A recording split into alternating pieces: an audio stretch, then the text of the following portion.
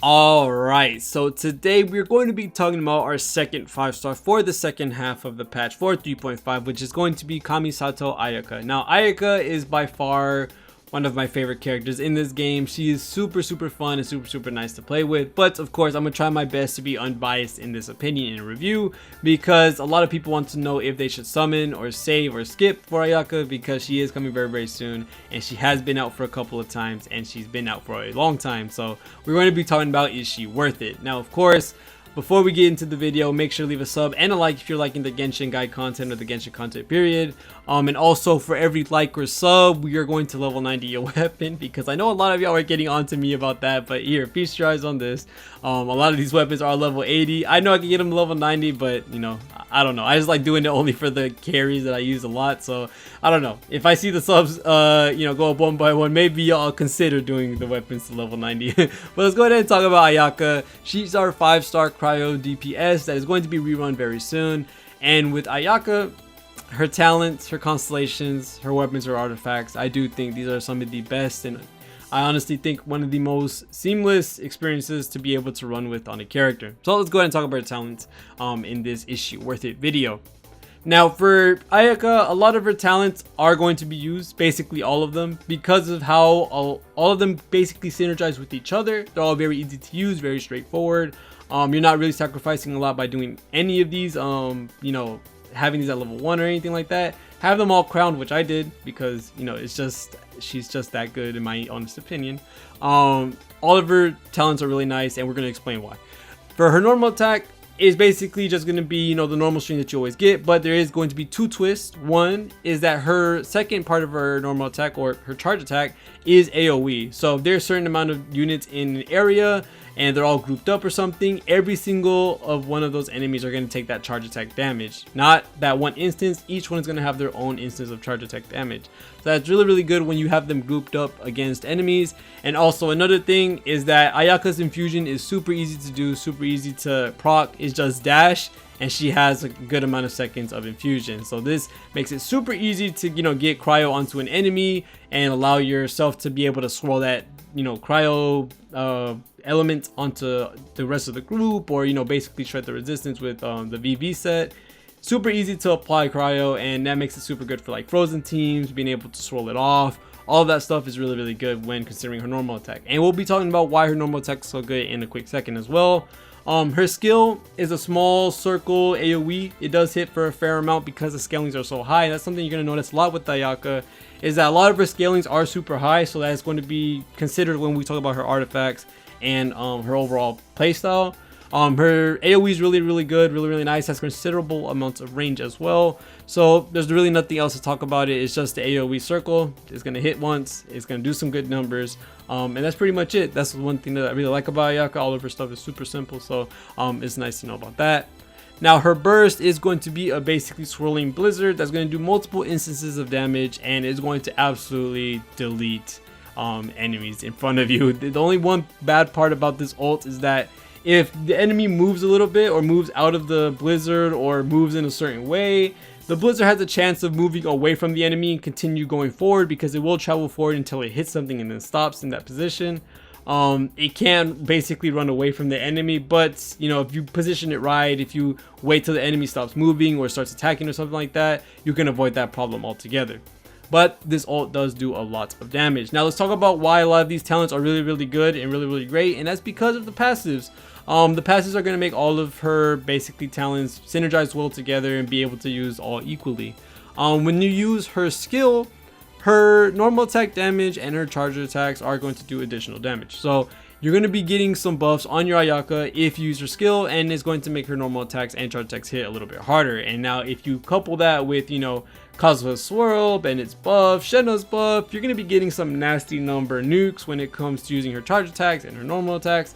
And this is why it's so great to play with Ayaka, using her, self-infusion, her normal attacks, her skills, because she's overall going to dumpster on anything in the overworld seamlessly. Of course, everybody is, but with Ayaka's added, overworld, travel with her dash, being able to run on water, it makes things really easy when you pop back up, an ice patch comes below you and you don't got to worry about drowning or anything like that.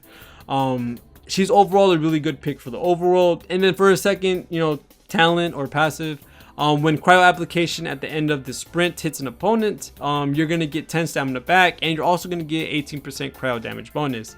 Again, like I said, super easy way to add cryo onto an enemy and maybe swirl it off or something. Or you can just use that cryo damage bonus, then use your skill, and then your skill is going to buff your normal attack and charge attack damage.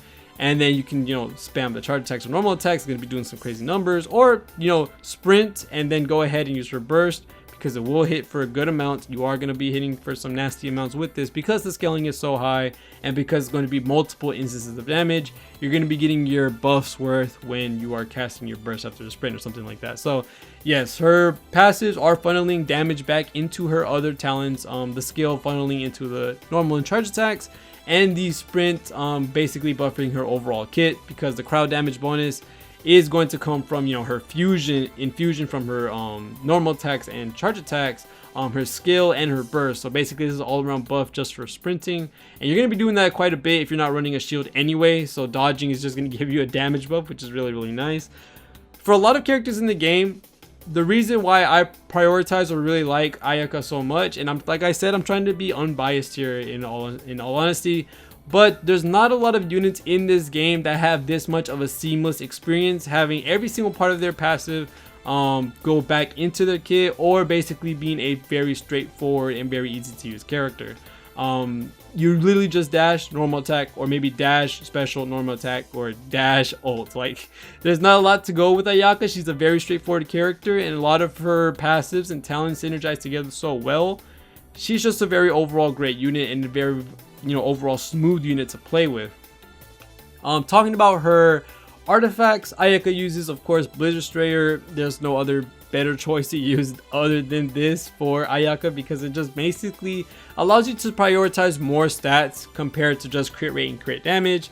The crit rate you're going to get for Ayaka comes from a lot of different sources, so you really don't got to use a lot on her, because you're going to get it 20% from Blizzard Strayer, 40% if you're using Frozen on Ayaka, and then if you're using Cryo Resonance on double Cryo on a team, that's even more crit rate. So you're basically gonna have to run very low crit rate, or just a bit of crit rate to basically push you to that 80%, 100% territory. So yeah, she doesn't really need a lot. You're able to prioritize other stats like energy recharge to get her burst up, attack percentage because her scalings are so high and she's gonna do more damage, or crit damage, basically to be able to do more damage as a whole.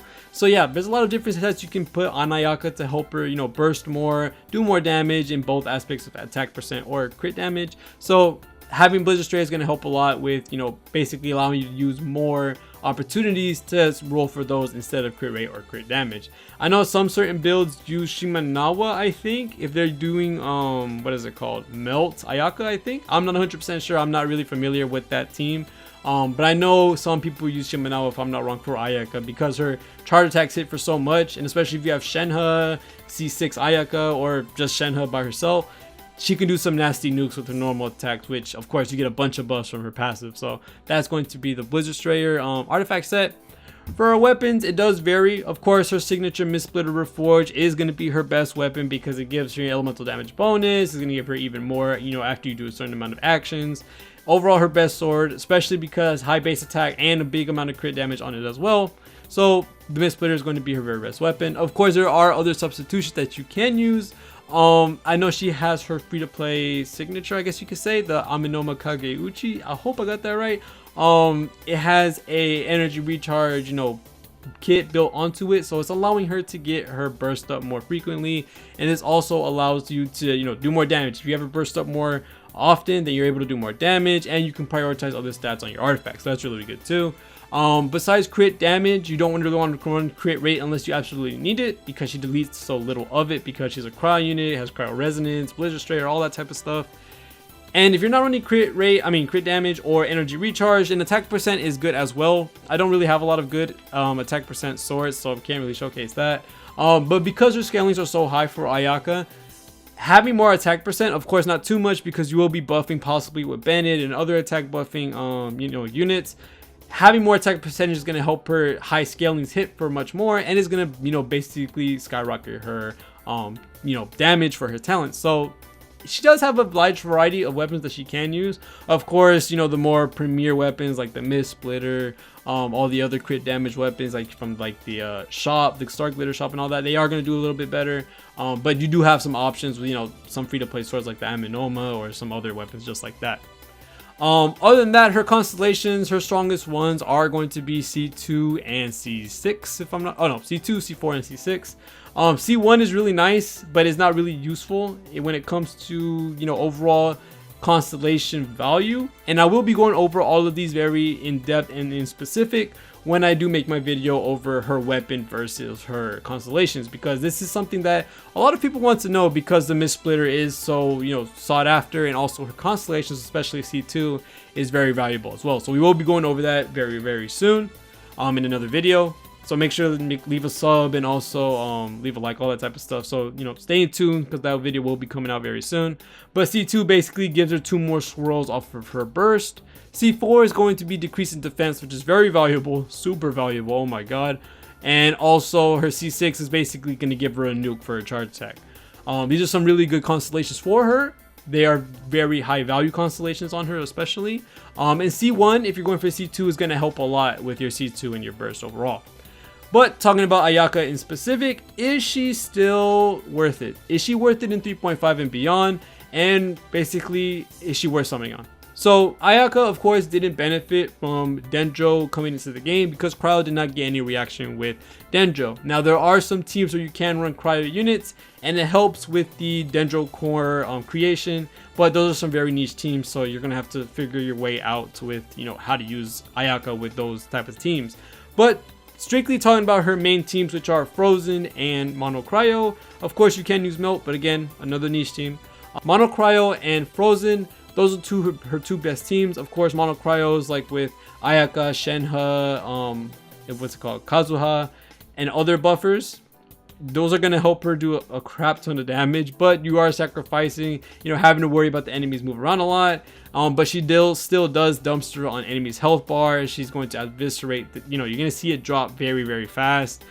For Frozen, I think that's, you know, one of the better teams because it's so busted, because the enemies literally can't do anything about it. You're able to proc the full effect of Blizzard Strayer and get that 40% extra crit rate, especially with Cryo Resonance as well. The enemies are going to be stunned. You're going to be doing a lot of damage with them not being able to do anything. Of course, very subjective because some enemies can't be Frozen, but it's a very minute pool of enemies. And then those two are basically it. Now, those two teams are very, very strong to this day still.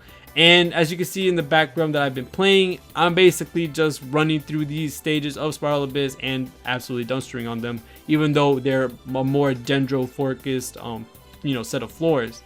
I do think Ayaka will stay strong and stay a tier 0 DPS for a very, very long time, just because of how good her scalings are on her talents, how her passes flow all of the damage into her talents. She has a wide variety of weapons that she can use. You know, the artifacts with the Blizzard Strayer basically allows you to have more opportunities to put more stats into, you know, into more effect. She's just overall a very great character, and she also has great constellations as well.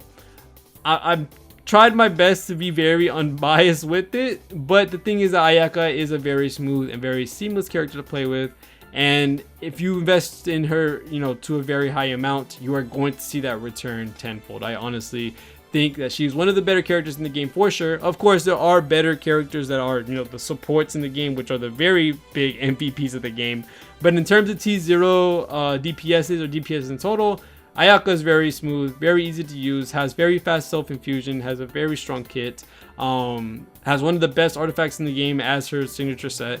There's just, you can't go very much wrong with Ayaka. So if you're on the fence or you're wondering if you should get Ayaka, if you're lacking a cryo DPS or you're possibly, you know, need a DPS period, you maybe should go for Ayaka. Now, if you have other characters that you're looking towards or looking forward to, go ahead and summon on that. Of course, it's your account, your Primo Gems, you do what you do, because this game is easy enough as is. But of course, this video is to help anyone that was on the fence or need to know about Ayaka. And as you can see in the gameplay behind me, nothing can survive Ayaka, honestly. So other than that, that's going to be it for this video. She is very, very good as a character, and even though she doesn't react with Dendro, she's still one of the best characters in the game and still has some of the best teams in the game. So other than that, thank you guys so much for watching. See y'all in the next one, and peace.